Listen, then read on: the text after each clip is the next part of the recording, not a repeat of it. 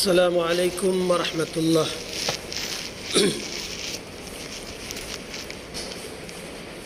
حاضرین جمعہ، پچھلے کئی خطبات سے آپ کے سامنے پیارے نبی صلی اللہ علیہ وسلم کے کچھ پہلوؤں پر مخاطب ہوں، جس میں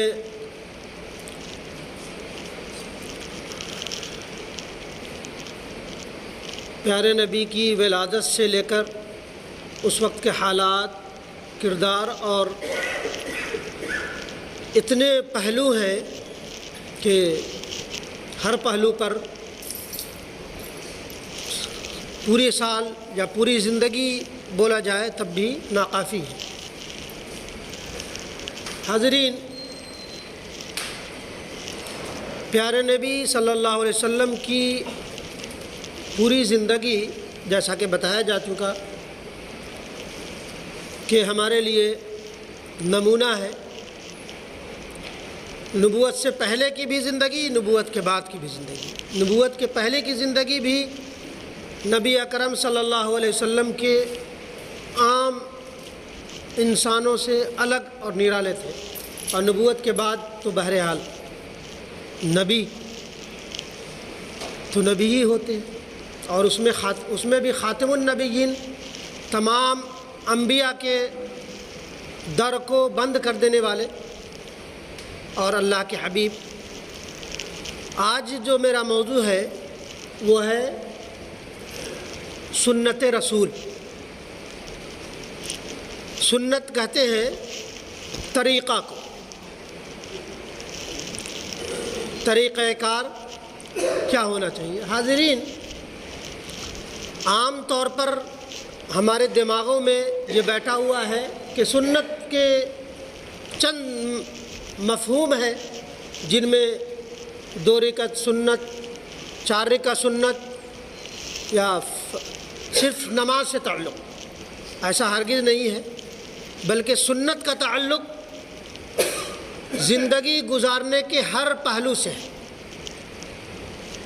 خواب باپ ہیں تو اس میں بھی سنت ہے، آپ شوہر ہیں وہاں بھی سنت ہے، آپ رعایا ہیں اس میں بھی، اور حاکم ہے اس میں بھی۔ تمام زندگی کے تمام معاملات پر محیط ہے نبی اکرم صلی اللہ علیہ وسلم کی سنت۔ حاضرین، اللہ تبارک و تعالیٰ نے قرآن مجید میں بہت ساری جگہوں پر سنت کے تعلق سے فرمایا ہے۔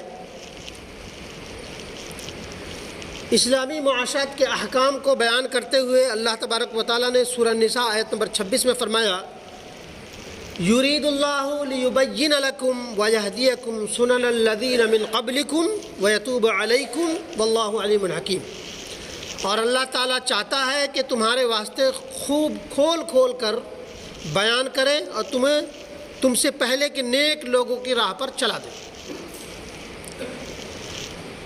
اور تمہاری توبہ قبول کرے، اور اللہ تعالیٰ جاننے والا اور حکمت والا ہے۔ یعنی خوب کھول کھول کر زندگی گزارنے کے ایک ایک پہلو پر سنت رسول کا اطلاق ہے۔ ہر چیز پر نبی اکرم صلی اللہ علیہ وسلم نے بطور وحی لوگوں کو آشکار کر دیا کہ زندگی گزارنے کے یہ پہلو ہیں۔ ایک تو قرآن ہے، جو قرآن جس کے تلاوت سے ثواب بھی ملتا ہے، اور ایک حدیث ہے۔ حدیث بھی اللہ کی زبان، حدیث جس کو سنت رسول کہتے ہیں، وہ بھی وما ينطق عن الهوى ان هو الا وحی یوحی۔ نبی اپنی زبان سے، اپنی خواہش سے کچھ نہیں بولتے، وہی بولتے ہیں جس پر جو وحی کی جاتی ہے۔ تو سنت رسول جس کے پڑھنے سے ثواب نہیں ہے، لیکن وہ بھی اللہ تبارک و تعالیٰ کا ہی بتایا ہوا وہی ہے، بتائی ہوئی وہی ہے۔ حاضرین، اللہ تبارک و تعالیٰ نے جب دنیا بنائی اور اسی وقت یہ بھی طے کر دیا کہ دنیا کی کارکردگی کے لیے اس کا پسندیدہ طریقہ کیا ہوگا۔ اس طریقہ کے لیے اللہ نے بقیہ دنیا میں بظور طاقت اس طرح نافذ کر دیا کہ کوئی چیز بغیر اس کے حکم سے ٹل نہیں سکتی، ہٹ نہیں سکتی۔ یہ بھی اللہ تبارک و تعالیٰ کی سنت۔ پہاڑ ہے، آسمان ہے، سورج ہے، چاند ہے، ستارے ہیں، ہر طرح کا ایک نیچر ہے، وہ ہل نہیں سکتا۔ ہوائیں ہیں، ساری چیزیں وہ اس کے حکم سے چلتے ہیں۔ اور ایک انسان ہے، انسان کو اللہ تبارک و تعالیٰ نے آزاد پیدا کر دیا۔ انسان کو اللہ تبارک و تعالیٰ نے آزاد پیدا کیا اور عقل دی، شعور دیا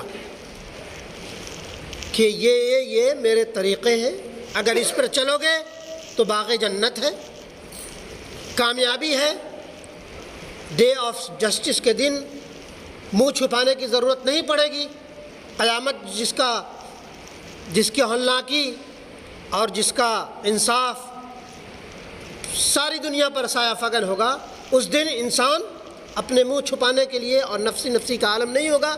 اگر اس کے طریقہ کے مطابق جو بتایا ہے زندگی گزارو گے تو کامیابی ہے، کامرانی ہے اور باغ جنت ہے۔ اور جو لوگ اس سے انحراف کریں گے، اس سے منہ موڑیں گے، اس کو بے محل اور بیکار سمجھیں گے، اس کے لیے جہنم کا عذاب ہے۔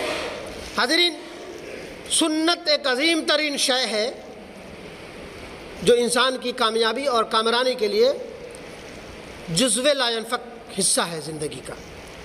بہت سارے لوگ سنت کے بہت سارے اہم پہلوؤں کو، ہاں سنت کے لیے یہ بھی ضروری ہے کہ جو چیزیں نبی اکرم صلی اللہ علیہ وسلم کی سنت سے، حدیث سے، قرآن سے اوتھینٹک طریقے سے، مستند طریقے سے ثابت ہو گیا، اس میں بلا چوچیرا قبول کر لیا جائے، یہ سنت ہے۔ لیکن بعض لوگ ایسے بھی ہیں، حدیث میں ہے، حدیث یوں ہی ایسی بات نہیں ہے۔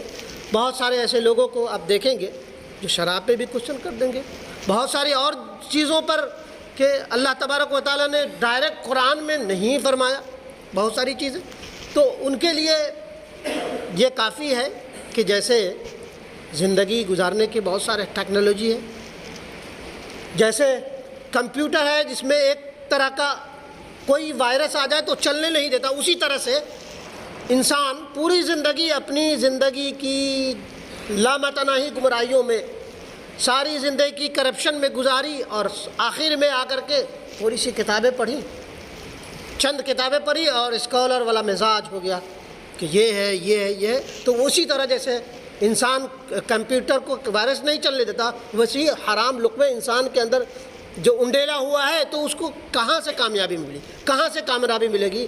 پوری زندگی تو اس کی کرپشن میں، بے ایمانی میں، رشوت میں، حرام خوری میں گزری، آخر میں چند کتابیں پڑھ کے اسکالر والا مزاج، تو وہ کہاں سے وہ طریقہ، کہاں سے وہ خداوندی طریق جس پہ انسان کا دماغ سیٹسفائیڈ نہیں ہو پاتا ہے۔ تو لہذا یہ حاضرین، جیسا کہ بتایا گیا کہ انسان کو آزاد پیدا کیا گیا اور اسے راستے بتا دیے گئے، جو اس کے راستے پہ چلیں گے تو آپ دین نجات پائیں گے، کامیابی ہوگی، اور جو لوگ اسے انحراف کریں گے اس کے لیے گمراہی ہے، اس کے لیے دوزخ ہے، جہنم کی آگ ہے۔ اللہ کے پسندیدہ طریقہ کو انسانوں کے سامنے واضح کرنے کے لیے خدا نے بہت سارے انبیاء بھیجے۔ وَلَقَدْ بَعَثْنَا فِي كُلِّ أُمَّةٍ رَسُولًا أَنِ اعْبُدُوا اللَّهَ وَاجْتَنِبُوا الطَّاغُوتَ، کہ ہم نے ہر امت میں ایک رسول بھیجا تاکہ لوگوں کو طاغوت کی بندگی سے نکال کر اللہ کی بندگی کی طرف ڈالے۔ تو اللہ کے رسول بھی صلی اللہ علیہ وسلم کو بھی اسی کی کری ہے کہ رسول بھی اس دنیا میں آئے، زبان سے کہہ کے بتایا اور برت کر دکھایا، قول، عمل اور فعل۔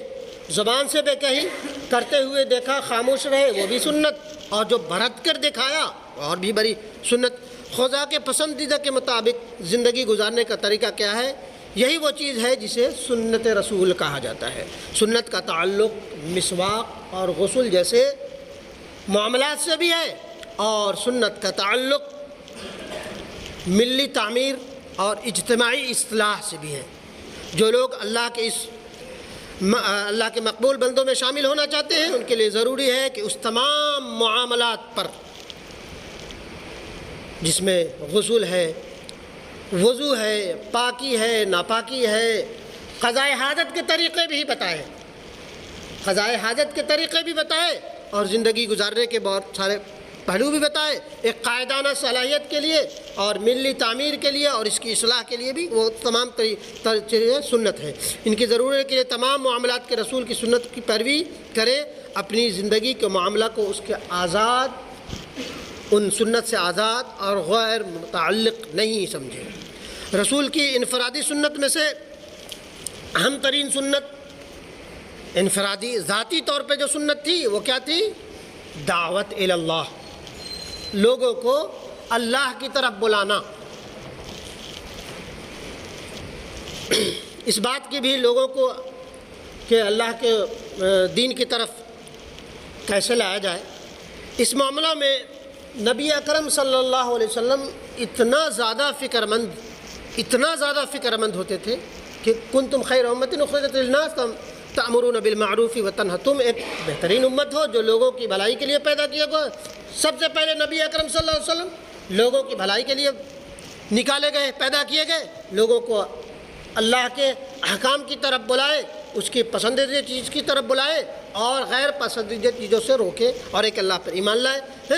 تو نبی اکرم صلی اللہ علیہ وسلم اس چیز میں اتنا فکر مند رہتے کہ اللہ تبارک و تعالیٰ کو قرآن کا نزول کرنا پڑا۔ سورہ شورى آیت نمبر 3 میں فرمایا گیا لعلک باخع نفسک الا تکونوا مؤمنین، کہ شاید تم اس غم میں اپنے آپ کو ہلاک کر دو گے کہ لوگ دین کی طرف نہیں آ رہے۔ اس قدر فکر مند، اس قدر اپنے آپ کو پریشانی میں ڈالنا کہ اللہ تبارک و تعالیٰ نے کہا لعلک باخع نفسک الا تکونوا مؤمنین، کہ لگ رہا ہے کہ آپ شاید کہ آپ اپنے آپ کو ہلاک کر لیں گے کہ لوگ دین میں داخل نہیں ہو رہے ہیں کہ اور اللہ کی طرف نہیں آ رہے ہیں۔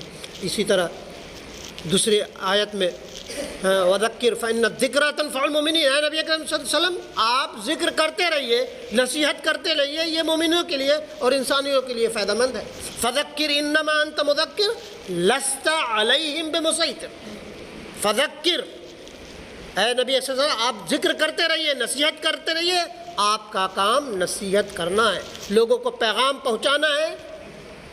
مسیطر، آپ ان پر داروغہ نہیں ہیں کہ آپ کو رپورٹ کرنا پڑے گا اپنے باس کے پاس، بلکہ آپ کو صرف آپ کا کام ہے پہنچا دیجئے، آپ سے کوئی پوچھ گچھ نہیں ہے، اپنا جو چیزیں اللہ تبارک و تعالیٰ نے آپ کو دے رکھی ہے اسے منوعاً لوگوں کو پہنچا دیجئے، آپ فکر مند نہ ہوئیے۔ حاضرین، سنت کا تعلق جیسا کہ فمن رغب عن سنتی فلیس منی، یہ جو ہے کہ جو شخص میری سنت سے اعراض کرے وہ مجھ میں سے نہیں، تو اس کا تعلق صرف نکاح جیسے معاملات سے نہیں ہے۔ فمن رغب عن سنتی فلیس منی، کہ جو شخص میری سنت سے اعراض کرے وہ مجھ میں سے نہیں ہے، کہ نبی اکرم صلی اللہ علیہ وسلم کی ایک ایک زندگی، ایک ایک ایکشن نبی اکرم صلی اللہ علیہ وسلم کا آپ کے لیے نمونہ ہے، آپ کے لیے سنت ہے، اور جو شخص اس طریقہ سے ہٹے اسی کو کہا گیا کہ وہ مجھ میں سے نہیں ہے، میرا وہ نہیں ہو سکتا۔ ایک بھی چیز پر ایک غفلت میں، کوتاہی میں نہ برتنا، اور ایک یہ کہہ دینا کہ یار یہ سب چیز ایسی ہی باتیں ہیں، تو وہ اس کے لیے تو اللہ کے سے تعلق ہی کہتی۔ رسول کی صلی اللہ علیہ وسلم کی اجتماعی بتایا گئی کہ سب سے اہم ترین سنت جو ہے وہ ہے تدریج، پے در پے، اسٹیپ بائی اسٹیپ، یا حقیقت پسندی جس کو کہتے ہیں۔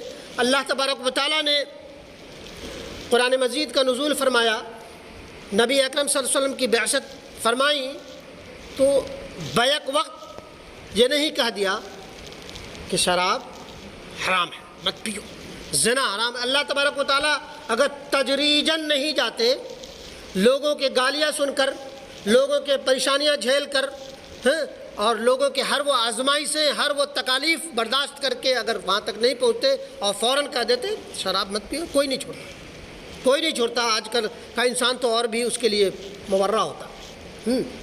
اللہ تبارک و تعالیٰ نے پہلے حالات بنایا، حقیقت پسندی کو قبول کی، اور پھر اس کے بعد شراب کا وہ کیا، پے در پے، ایک بار، دو بار، تیسرے بار میں لوگوں نے شراب کو چھوڑ دیا۔ اور ایسا ہے سیرت نگاروں نے لکھا ہے کہ جب حتمی فیصلہ ہو گیا انما نجسن کہ یہ حرام چیز ہے، یہ شیطانی کام ہے، تو لوگوں نے شراب، جو اس وقت کے لوگ اور بھی رسیہ تھے عرب کے لوگ، ان کا کوئی کام ہی نہیں تھا، شراب، عیاش، شباب اور کباب، لوگوں نے شراب کے مٹکوں کو اس قدر بہا دیا کہ مدینہ کی گلیوں میں پورا بہہ پڑا۔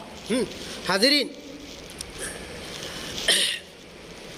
قرآن میں سب سے پہلی صورتیں، مفصل صورتیں ہوئی جس میں جنت جہنم کا ذکر، تمام انبیاء کے قصے، جس میں لوط کے، شعیب کے، آدم کے، ابراہیم کے، اسماعیل کے، پھر آخر میں اللہ تبارک و تعالیٰ نے حلال حرام کی بات کی اور وقت دی۔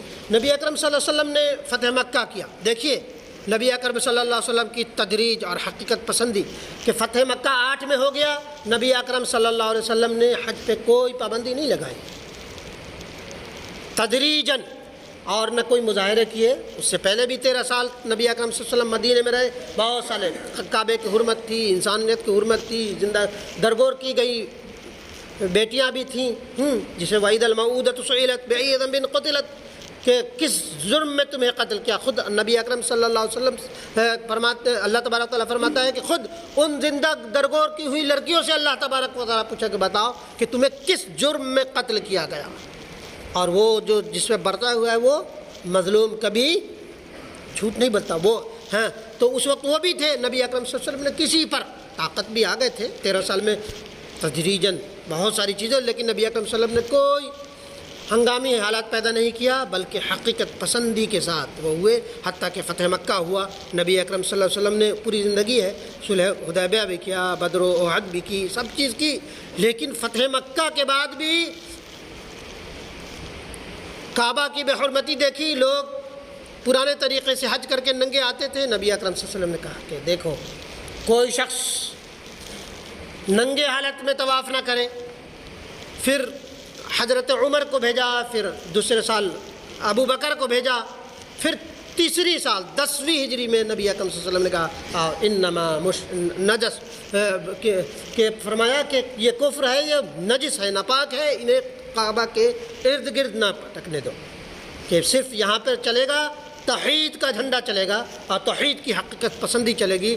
اللہ کے نبی صلی اللہ علیہ وسلم نے فتح مکہ کے بعد بھی جس میں بالکل پورے عرب پہ دین کی اور تبلیغ کی دھاک بیٹھ چکی تھی، نبی اکرم صلی اللہ علیہ وسلم نے حقیقت پسندی کے بعد وہ کیا کہ نبی اکرم صلی اللہ علیہ وسلم گئے، اور اس میں اسی کو حجۃ الوداع کہتے ہیں۔ نبی اکرم صلی اللہ علیہ وسلم نے اس میں تمام طرح کے معاملات پہ ڈسکشن کی اور کہا کہ لوگوں جو موجود ہے ان تک پہنچا دو جو موجود نہیں ہے۔